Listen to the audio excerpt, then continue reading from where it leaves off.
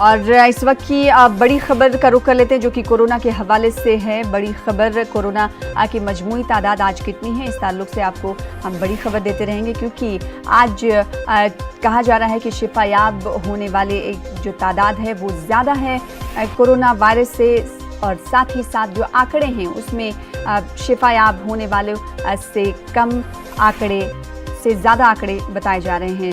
82% ज़्यादा मरीज़ कोरोना से शिफायाब हो चुके हैं, यानी सेहतमंद हो चुके हैं।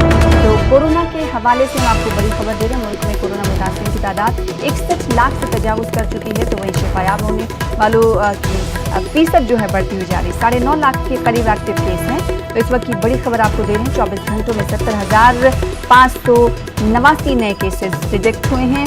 मुल्क में कोरोना मुतासिरीन की तादाद 61 लाख से तजावुज़ कर चुकी है। कल आपको बता दें कि 60 लाख से ये तादाद तजावुज़ करती हुई दिखाई दे रही थी, और आज 61 लाख से भी ज़्यादा कोरोना वायरस की तादाद, केसेस की तादाद हो गई है। 776 अमवात हुई हैं।